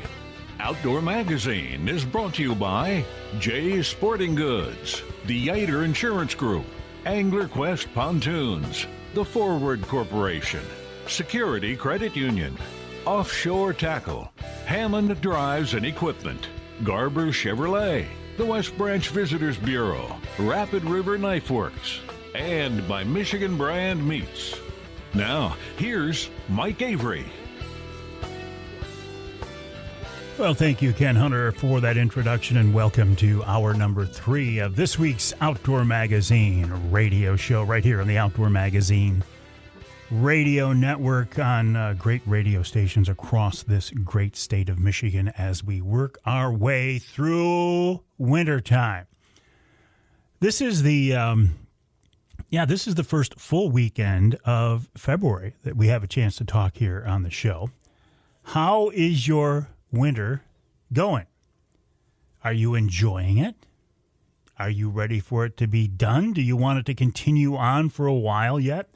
Doesn't really matter what we want, though, does it? I mean, Mother Nature is going to do what she wants. And regardless of what the Punxsutawney Phil said or saw his shadow or whatever, it's going to be winter for a while yet. I will admit to starting to develop a pretty good case of spring fever, which is not productive at all. I mean, it's going to be a while. Talking in the second hour, if you're with us in the second hour, I was talking with my buddy Tony Windt about summertime trolling on Saginaw Bay. He's another skinny water guy. In fact, we fish a lot of the same water, and he said he's thinking the same thing. He's looking forward to it. Getting to be springtime. But the good news is, if you like winter, and a lot of people in Michigan do, I mean, why not? Why not celebrate the seasons? Why not take advantage of the fact that we have a change in seasons and make the most of it? Jump on the snow machine, go skiing, cross country or downhill. Do some wintertime rabbit hunting, wintertime coyote hunting, ice fishing. Get out there on the ice. We haven't had an ice fishing or an ice season like this in a long time, in a lot of years. So I am not much of an ice fisherman these days. I will probably venture out on Saginaw Bay. Maybe once, probably go out with my son James and our mutual friend Mike Smith of Offshore A-Count Sport Fishing. And I will make this caveat. If, Saginaw Bay is a wonderful destination for ice anglers, wonderful destination. If you are coming in to this area, to the bay, from outside, if you're coming from the west side of the state or coming from the north or coming from the south, and you haven't spent a lot of time on the bay in the wintertime, be careful. I'm not one of those people who says, the ice is never safe and, you're never going to come back from it. Of course not. Of course, it can be extremely safe. But when you get out on, big water, big ice, you gotta keep your wits about you. And I recommend going out with people who have experience. A ride along is a good option. A lot of the charter captains, the fishing guides, offer this service. They're two-tier services. You can book a trip with them, get a ride out with them on their sled, usually a snowmobile. That's what most of the folks prefer. Sit in one of their shanties with their heaters, use their rods, their baits, their holes. Or you can take your own gear and ride out with them, which I think is a wonderful option. They're not going to give you the service. They're not going to give you the attention that you would get if you're booking a trip. But if you want to get out there on the ice and you want to get out into an area that's holding fish, I think the ride-alongs are a really, really good option. I'm tap dancing here a little bit. I'm waiting to get to our first guest, but I think we've got some kind of a technical problem going on here in the studio because the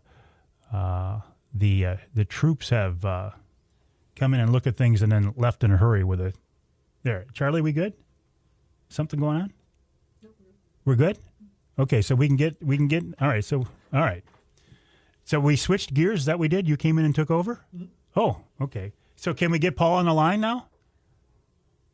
I mean, he's on the line. Can we bring him into the show? Paul, you there? I'm here, Dave. Yeah, I'm here. I was tap dancing away, just kind of filling time, waiting for somebody to come in and open up the phone line. Paul Phillips, how you doing, buddy? Good, Mike. How are you? I'm doing good. Now let's set the stage here.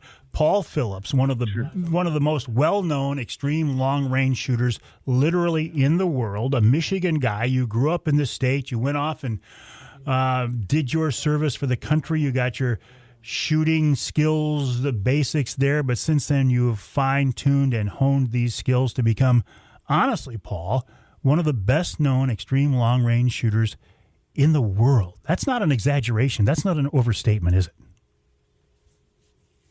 Well, I'm humbled by that, Mike. I try my best, and I just have a fun time now trying to give back to the community.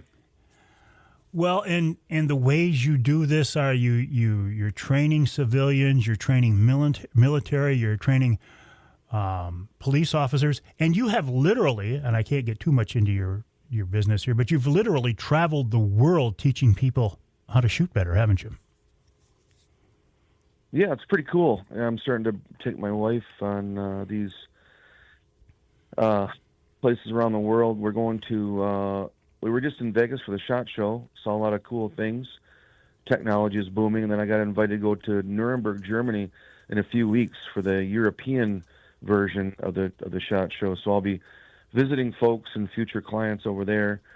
And as you well know, I've been to Germany, Italy, England, all over the European theater, and there's a lot of interest in these long-range shooting games and sports, and also the military, law enforcement, and hunting as well. Anything it shot that got your attention? There was. I wanted to kind of briefly go over some stuff with you and the listeners. Night Force Scopes launched their NX6 line. I've been a long time, 20-plus year competitive shooter using Night Force, and won a lot of my, national and world championships and records with them. I highly encourage people to take a look at the Night Force NX6 line.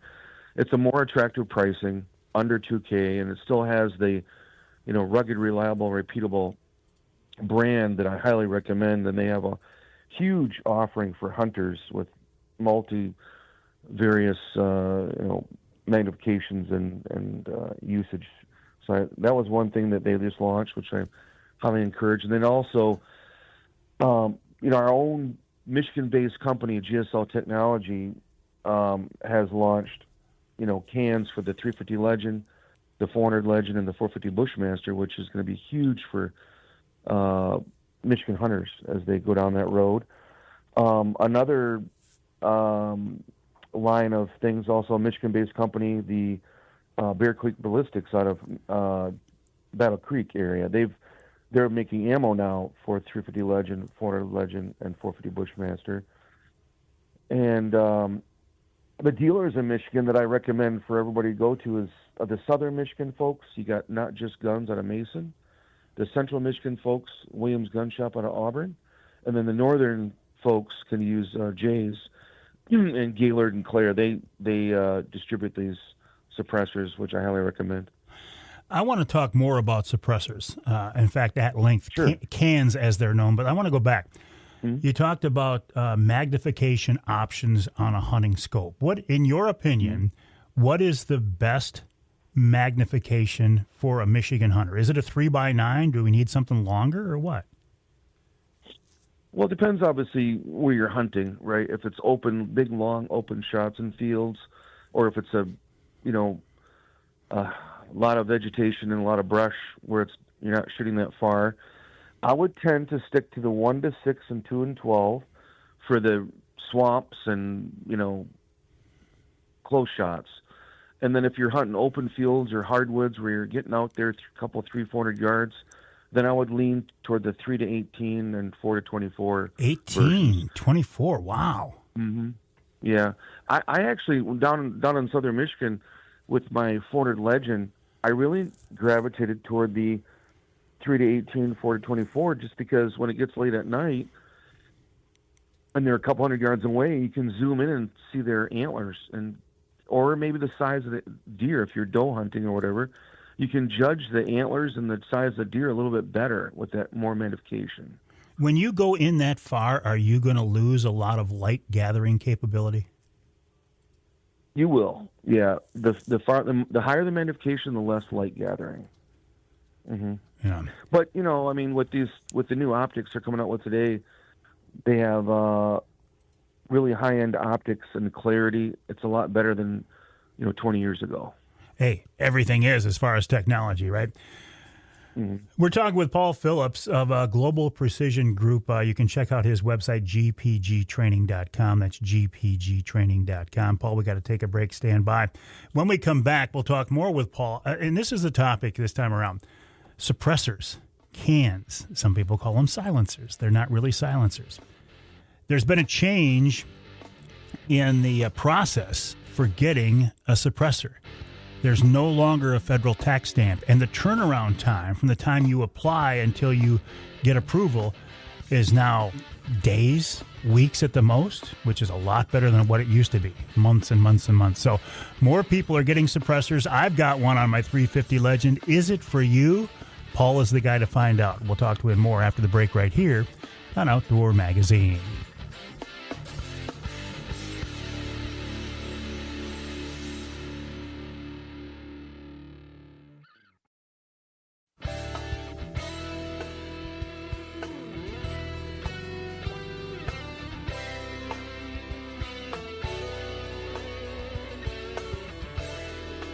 You can hear the Outdoor Magazine show in Port Huron, WPHM 1380 AM, and in Tawas, WIOS 1480 AM, 106.9 FM.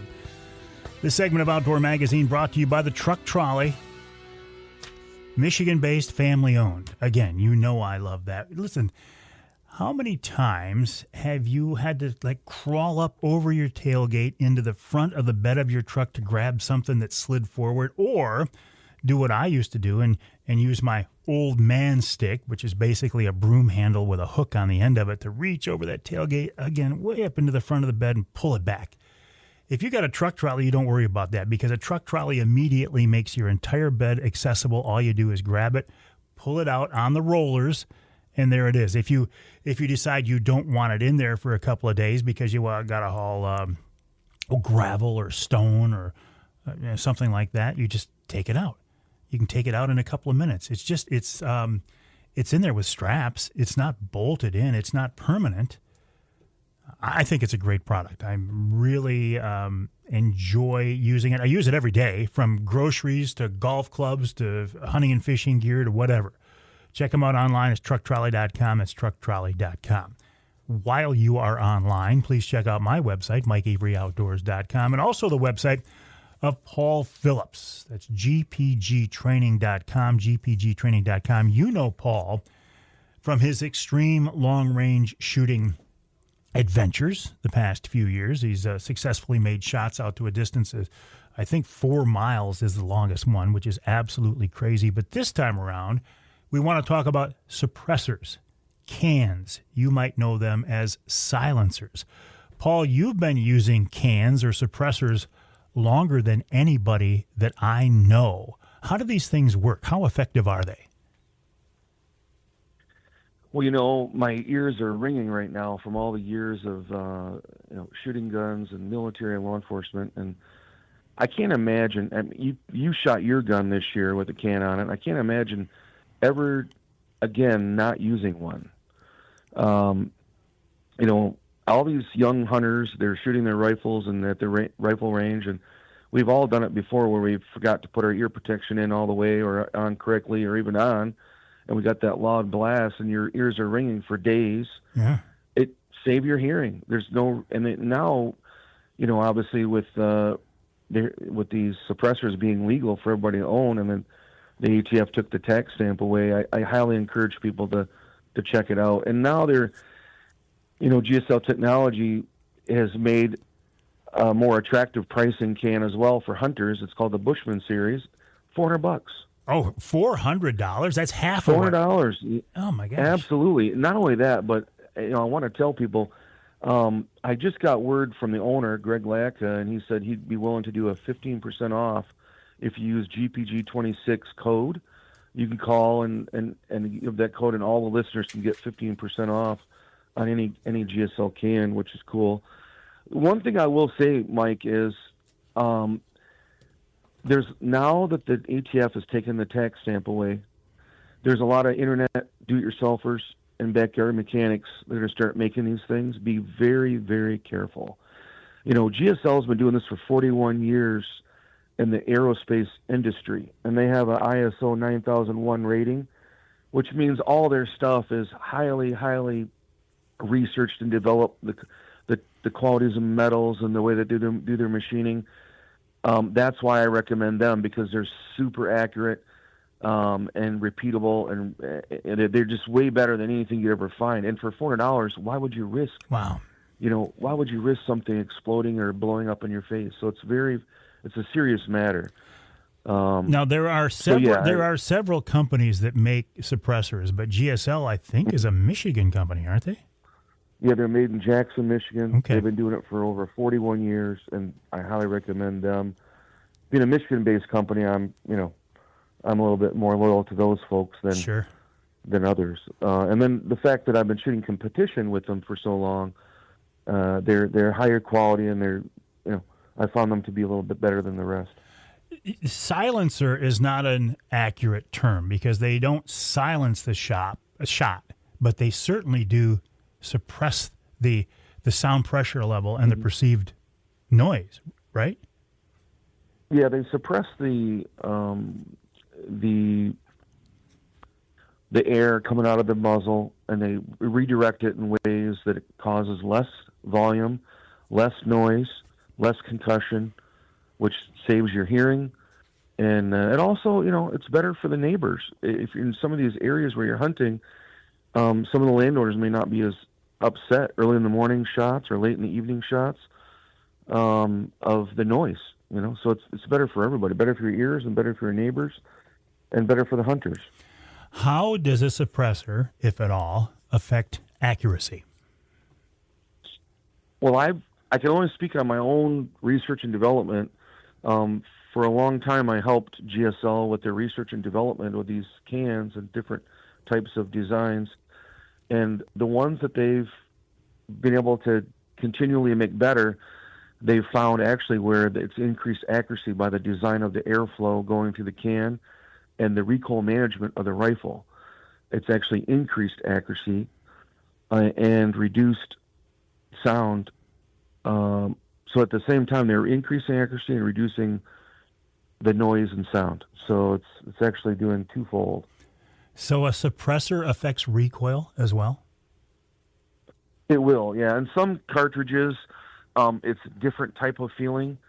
But when obviously it's changing the way that the air goes through the can, so it's gonna, and sometimes it may change the feel of the recoil. When I've shot a bear with my 350 Legend with a suppressor on it, and I shot a doe last fall. When I posted a picture, actually of both animals, showing my gun with a can or a suppressor on the end of the barrel, I inevitably got comments from people saying negative things about, why are you using a sniper rifle, or why are you using a military rifle, or were you just really stupid stuff. So what is the reason then, Paul, for using a can? Why would we want to put a suppressor on all of our hunting rifles? Well, just like I said, all those reasons of not ticking off your neighbors with the loud bangs, not losing your hearing with a loud bang, potentially increasing accuracy, and reducing the signature to all the deer as well, to scare them all away. Sometimes I've shot at deer and they actually run at me, so it redirects the air and it confuses the deer. So there's several reasons why I would say definitely get a suppressor. I mean, I won't hunt without one now. Any deer who runs at Paul Phillips is in trouble if it's a deer that Paul wants to shoot, that's for sure. What about the multi-cal? Now, like the suppressor that I have is a multi-cal that I can use it up to a 350, but I think technically anything smaller as well. And I thought, well, this is a good idea because, I'm saving some money, but I suspect it's not going to be as effective if I'd shoot a 223 out of it as I do a 350. Mm-hmm. Yeah, so they make, caliber-specific cans like the 350, 400, and 450. They also make the multi-cal. I think you have the multi-cal 7.62, which is up to 30 caliber. Is that right, Mike? I think so. Yeah, and then they also make another one that goes up to 360. It doesn't really matter that much. You can have a little larger hole, and it still does the same job. It's not, you're splitting hairs, with 20, 30 thousandths difference in a gap. It's not going to make that much of a difference. If you get under a fine microscope, yeah, you'll see a little bit difference, but to a regular human ear, you're probably not going to be able to tell. Back when these suppressors were $1,200, it made sense to try to get one for multiple guns. But if they're dropping down to $400 now, you can start to look at it with a little bit different light. Oh yeah, I mean that's a huge deal for if a Michigan hunter wants a can and they want to spend a lot of money, that's the way to go. I will tell you, if we have a few minutes here, I was going to kind of go over the legal stuff. So as of January 1, the law changes where they removed the $200 tax stamp. Wait times, from what I've been gathering from different shops, 2 to 4 weeks. As I mentioned before, you have the Not Just Guns in Mason, Williams Gun Shop in Auburn, and then Jay's and Gaylord and Clare. There's there's a couple different ways to do it. You can do an individual Form 4, which is free. It's just for the one person. Or you can do a trust. There's a single shot trust for one. It's per can. So you do a single shot trust for one suppressor. It's $30.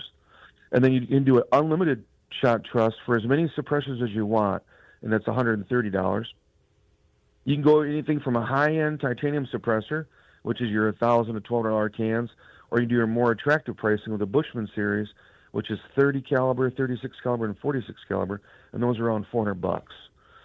So that's kind of, and then the single shot trust, which I just did, I got it in 5 days, Mike. Oh, I know, it's fast. 5 days for my 400 Legend. It cost me $30. And the single shot, which means you could put your wife or son or daughter on there so they can use that as well. Or you can do the unlimited shot where you can do as many suppressors as you want, as many people as you want. And you can designate them accordingly. So it's kind of a neat deal. They've made it easier for people to buy one, and it's much quicker. And like I said, we talked about the advantages of that. Can you go back after the fact and change your paperwork to put it in the trust as opposed to a single person? Do you know if you can do that later? I'm not sure on that. I'm not sure on that, Mike. Okay, fair exactly. enough. Yeah, I don't either. I'm asking because it's something I think I want to do that I should have done in the first place. Yeah. I didn't. I know that you can go online and make changes. I know that because I just did that. So I think they're making it more easier to change it around. And if you have an original traditional trust, you can still do that. You can still do changes and whatnot. Paul, I have more questions regarding suppressors. Can you stick around? Can I offer you the coveted third? Do you have time for me today? Sure thing. I appreciate that. We're talking with Paul Phillips of Global Precision Group, the website gpgtraining.com. That's gpgtraining.com. Paul is a guy, I don't care what you're talking about when it's shooting.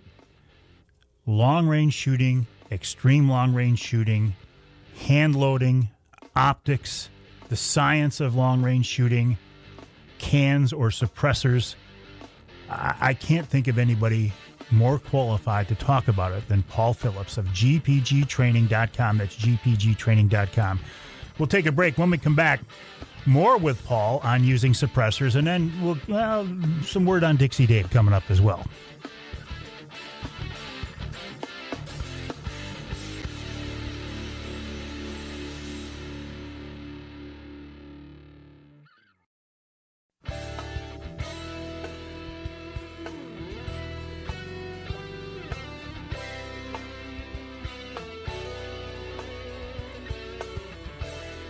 You can hear the Outdoor Magazine show in Manistee on WMLQ 97.7 FM. You can hear us north of the bridge, way north of the bridge, Iron Mountain, WMIQ 1450 AM.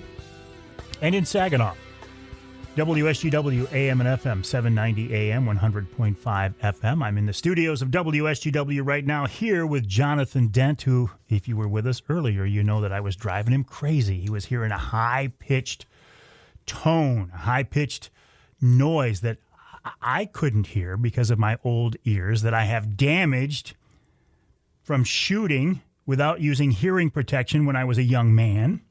We found out it was a light, believe it or not. So, John, now we know, right? Now we know. But that ties in very well to what we're talking about right now. We're talking with Paul Phillips of Global Precision Group, gpgtraining.com, about the use of suppressors. I have a suppressor on my Brenton 350 Legend. I'm enjoying hunting with that suppressor. It does make the gun a little longer, so that is the downside. It makes the gun a little more harder to maneuver, but the benefits far outweigh that. Paul, we talked about accuracy. Can I assume then that when we zero in a gun, when we sight in a gun, just sight it in with the can on it, right? Absolutely, yeah. Whenever I go to the range, I always like to go to the range and get a zero on if I change ammunition or change rifles. Same way with suppressors. If you put a suppressor on a rifle, you need to re-zero it and just keep it on there for the whole season. The point of impact shift will be minimal, but it will be you need to take that into account. Sure, You just sure. can't accept that it's going to be the same point of impact. Yeah. Before the break, you told us, and now there are, to set the stage here, there are several companies who make suppressors.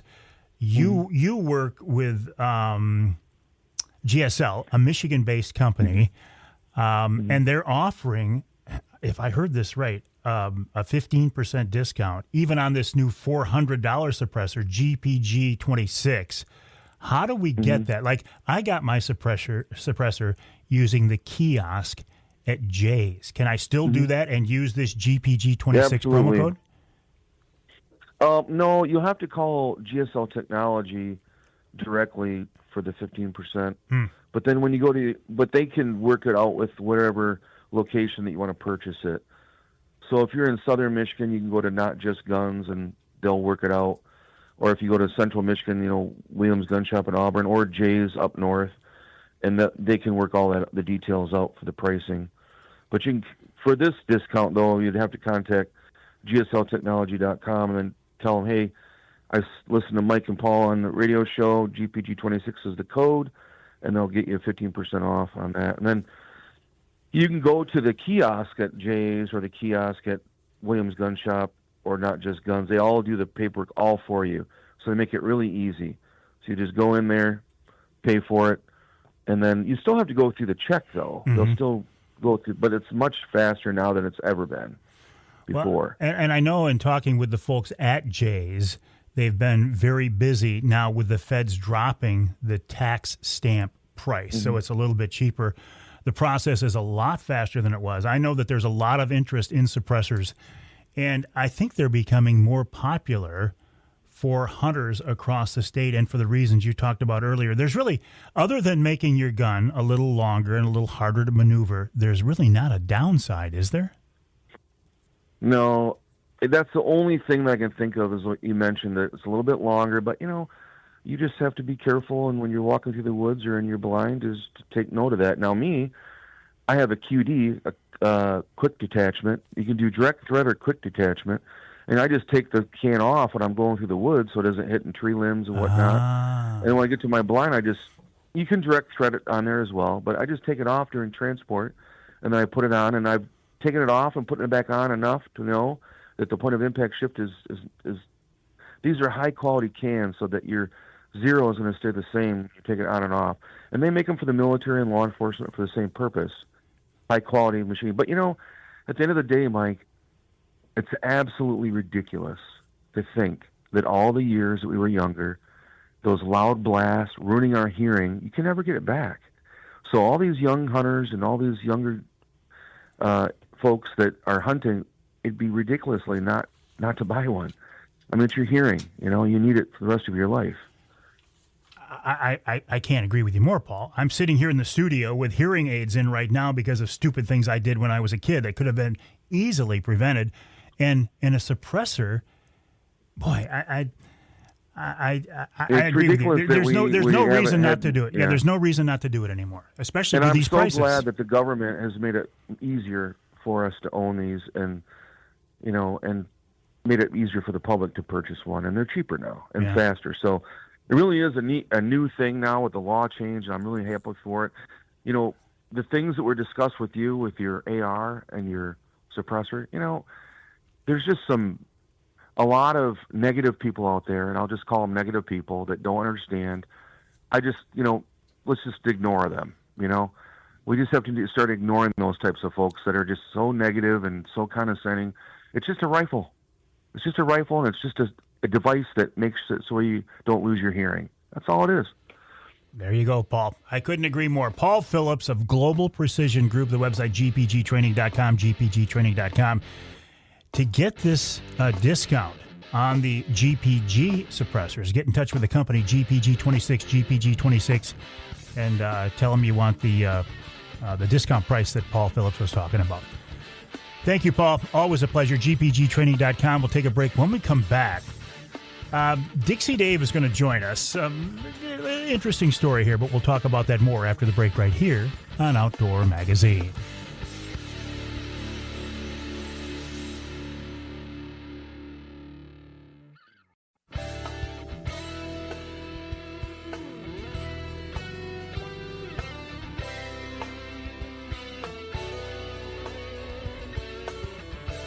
Thank you so much for joining us this week here on the Outdoor Magazine radio show.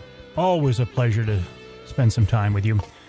Wild Game Chef Extraordinaire Dixie Dave Minar, a big part of the show. Dave is actually a little bit under the weather this week, Dave's a pretty tough guy.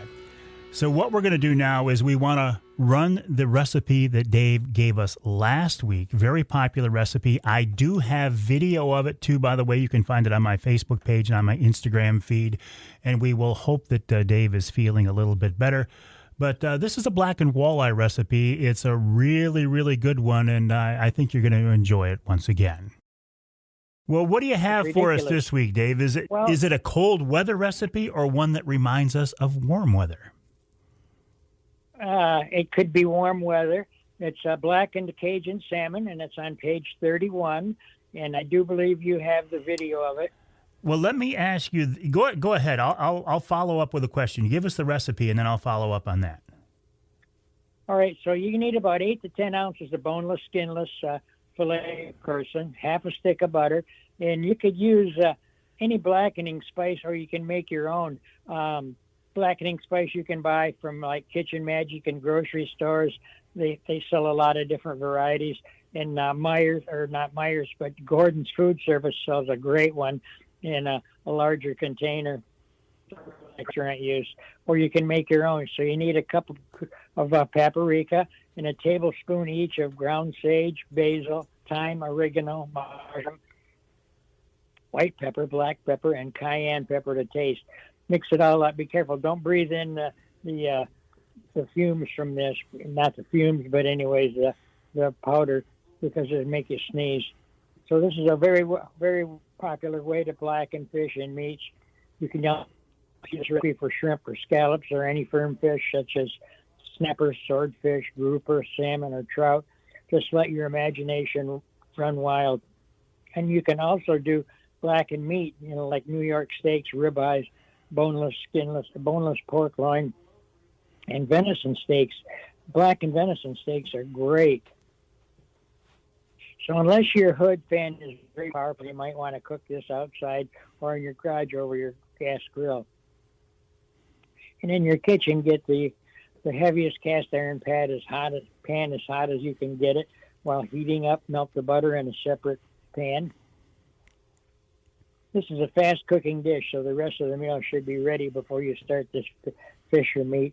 And if you're going to do meat, you probably want to eat it quite rare. Fish, you want to go medium wild to wild because it'll cook after a while. After the pan is hot, dip the fillet in melted butter, roll it in blackening spice or as much as you prefer or as little as you prefer, depending on how spicy you like it. And also, if you're going to make your own, you can adjust the cayenne pepper to your flavor. If you want a really hot dish, you can add more cayenne, and then or less for less spicy. So you're going to place the fillet in the nice hot pan. You want to put it so that the skin side is up. Add a small amount of butter, and do this in a very well ventilated area because it's going to smoke like crazy. Otherwise, it'll choke you out. Try not to breathe too much of this smoke because it'll make you cough, and not to mention setting off your smoke alarm. And remove this after you flip it over, and you're probably going to cook it only a couple of minutes on each side. So remove to a warm plate. Add remaining butter to the pan, mix in the drippings, and then this could be like a sauce almost. And then you want to scrape up the spices left in the bottom and use it for a dipping sauce. Put your bite-sized pieces in or pour it over the fish after you're done.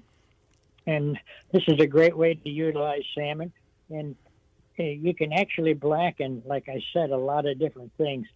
Saltwater fish works out great too. Or trout, steelhead trout would be just great. I have on my list of video one that I've called a grilled blackened salmon. Is that the same thing? I do believe it is. Okay. So, yeah, I do have that. So I will be putting that up on my social media. I put it on Instagram. I put it on Facebook as well. And people seem to love these days, Dave. They love the fact that they can watch you cook. I know they talk about it at the restaurant. When they come, they ask me to come out and see them in the dining room. Oh, good. Well, and we have quite a few of these, so we'll continue to do this. And the restaurant you're talking about, you no longer are cooking in Birch Run, but tell us about this restaurant you're at these days, Dave. Well, we're at the King's Dish. It's on the corner of 61 and 23 in beautiful downtown Standish. And I work Thursday, Friday, Saturday, and they let me do my specials, which is they got a chalkboard there, and they write up Dixie Dave specials for the day, whether it's some kind of walleye dish or a venison dish or maybe even a chicken dish once in a while we throw in there. Maybe a blackened salmon. We'll try it one of these days. Well, it seems like the best of both worlds because it allows you to stay in the kitchen. You don't have the hassle of running your own restaurant. Wild Game Chef Extraordinaire Dixie Dave Minar. Dave, if you're still with me, just a note because I will forget. Your signal keeps kind of dropping out on us. So next week when we talk, maybe find a different spot to stand.